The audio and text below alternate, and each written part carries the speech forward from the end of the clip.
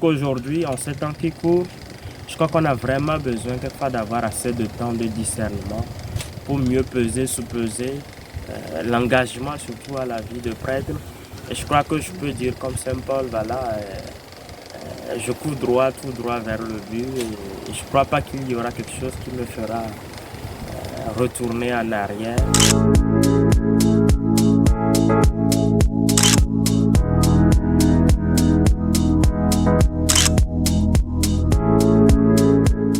Je m'appelle Richard Akam, je suis originaire du Togo.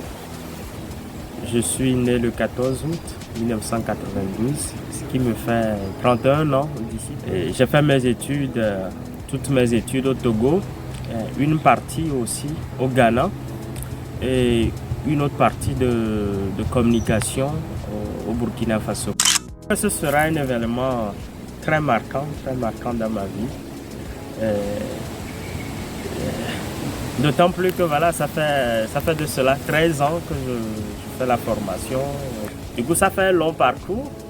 Et à un moment donné, on a envie de se poser, de souffler un peu, de se dire, bon, même si ce ne sera pas une fin en soi, pour moi, c'est en même temps une grande joie et un peu aussi d'appréhension. Beaucoup de joie parce que voilà, je reçois de mon Seigneur ce ministère-là du diaconat pour être au service. J'ai toujours voulu être au service. Et voilà, je serai confirmé dans ce désir-là qui m'anime d'être au service du peuple de Dieu, d'une part. Et comme je le disais tantôt, la crainte aussi parce que, voilà, à un moment donné, je me pose la question de savoir si, heureusement, je sais que je ne suis pas digne. Et je sais que c'est parce que je ne suis pas digne que le Seigneur m'appelle. Et du haut de mon indignité, il veut me rendre moins indigne de cette tâche-là, de cette mission qu'il m'accorde. Et je sais qu'il ne m'appelle pas parce que je suis capable, mais il m'appelle justement pour me rendre capable. Et c'est ça aussi, c'est là que j'ai aussi cette crainte-là. Est-ce que je serai à la hauteur de cette tâche-là qui me sera confiée?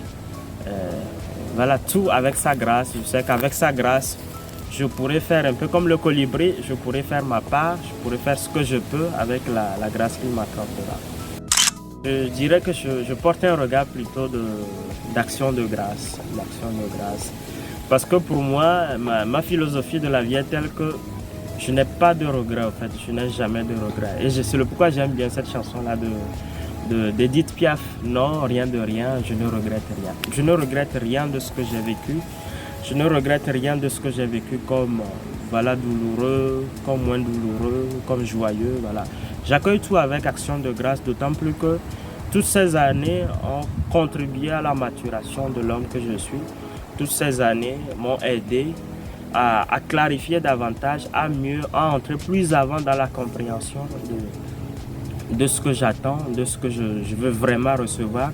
Et je crois qu'aujourd'hui, en ces temps qui courent, je crois qu'on a vraiment besoin quelquefois d'avoir assez de temps de discernement pour mieux peser, sous-peser l'engagement surtout à la vie de prêtre. Et je crois que je peux dire comme Saint Paul, voilà, je cours droit, tout droit vers le but et je ne crois pas qu'il y aura quelque chose qui me fera retourner en arrière.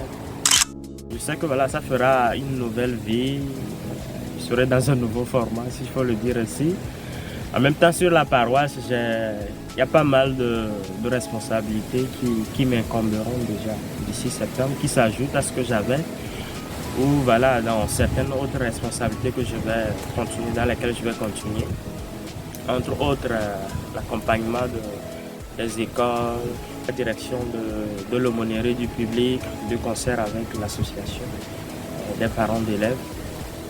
Et après, j'aurai aussi comme diacre tout ce qui relève voilà, de la fonction du diacre. Je mets tout dans la prière. Normalement, à partir du 5 septembre, je prendrai un temps de désert, un temps de retraite spirituelle. Ce sera pour moi une manière de confier tout ça, tout ce que j'aurai. Ce sera une manière aussi pour moi de confier mon projet de vie. Et ce que j'ai déjà fait aussi en allant au JMJ, en passant par Fatima, tout ce temps-là qu'on a eu de ressourcement spirituel, de rencontre du pape, des moments très forts. Ma prière a été, j'ai résumé voilà, ma prière en deux choses. J'ai demandé à Dieu de faire de moi un bon chrétien. et partant un bon diacre, un saint diacre. Et de faire aussi voilà, que je sois un vecteur de joie partout où je serai. Être quelqu'un dont la présence égaye, dont la présence rassure, dont la présence apporte un supplément de vie, un baume de vie à toutes les personnes. Et je crois que comme diacre, mon ministère de service, de diaconat, voilà, il faudra qu'auprès de toutes les personnes vers qui je vais, que ces personnes se sentent vraiment rassurées, que cette personne sente vraiment la présence de Dieu. Et personnellement, je me prépare spirituellement à vivre tous les engagements que je prendrai et à me réveiller un peu plus tôt, voilà, et pour déjà commencer mes prières, et la lectio divina, tout ça là. Et du coup, il faut dire que c'est quand même un petit chamboulement, un petit bouleversement parce que ce sera une nouvelle vie. Et partant, voilà, il faut se donner des moyens de pouvoir atteindre les objectifs qu'on s'est fixés, mais toujours avec la grâce de Dieu.